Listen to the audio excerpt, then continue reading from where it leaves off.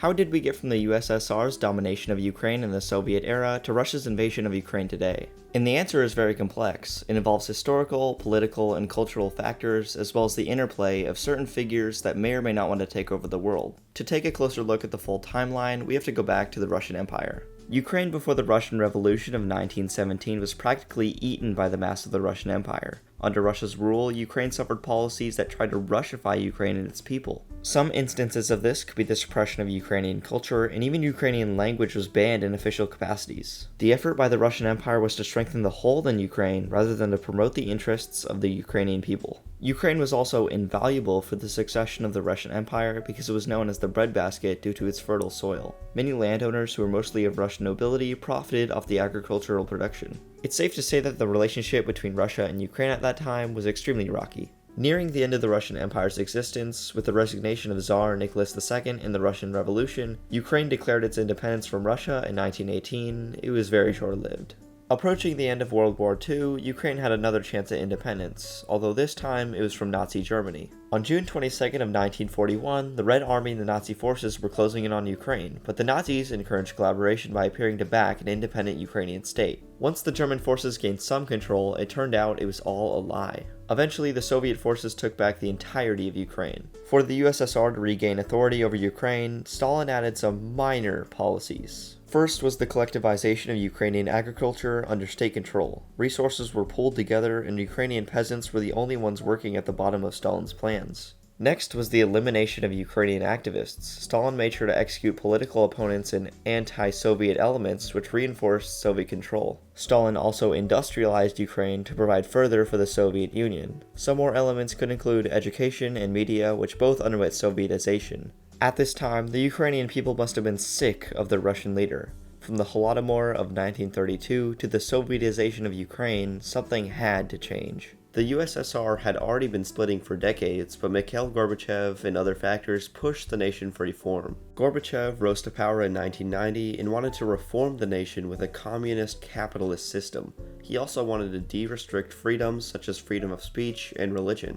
Turns out that is a bad idea. The people of the USSR now had the ability to speak their mind without jail time, so they started protesting the streets for reform. This led to the unraveling of the Soviet system. Another factor was the costly arms race with the United States during the Cold War. The Soviet military/industrial compound consumed a large portion of the country's resources. The need for military dominance killed the Soviet Union's financials and set them up for an economic decline.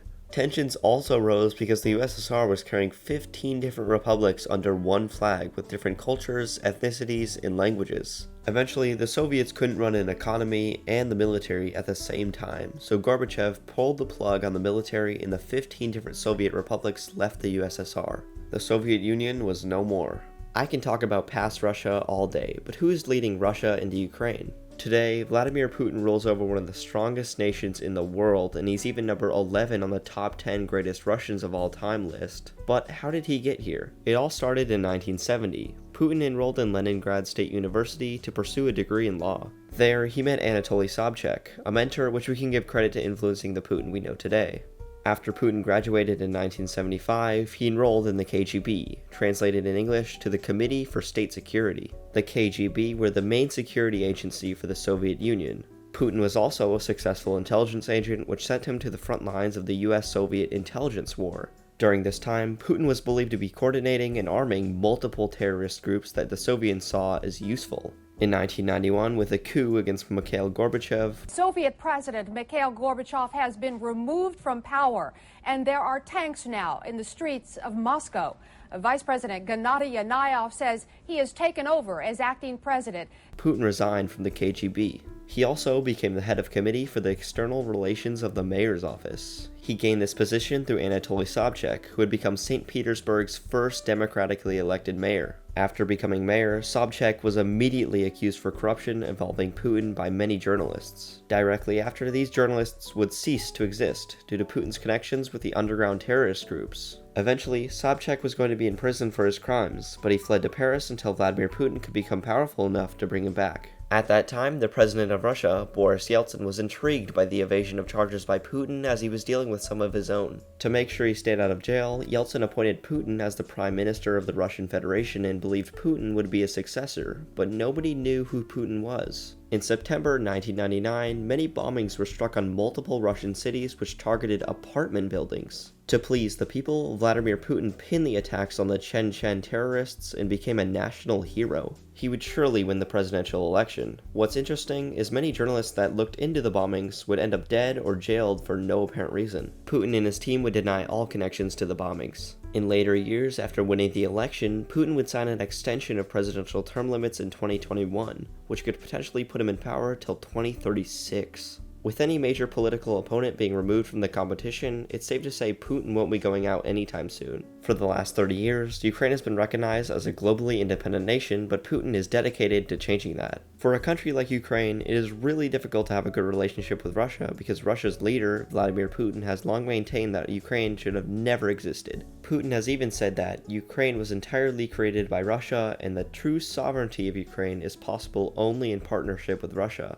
Putin obviously feels pressure from Ukraine joining NATO because taking control of Ukraine would be impossible if Ukraine joined NATO. Putin has also said when the borders of Ukraine were drawn, Russia was robbed, and he is now seeking to unrob himself through violence and destruction of infrastructure, even the destruction of the largest plane in the world, the Antonov 225. History suggests that a lot of people will die because Putin is a tyrant and other factors such as the military support for Ukraine or whether the US will get involved. So far, predicting anything is a shot in the dark. We just know that dictators in power can lead to much more deadly wars with higher casualties. At this time, nuclear warfare isn't off the table completely, as even Putin knows it could be the destruction of the world.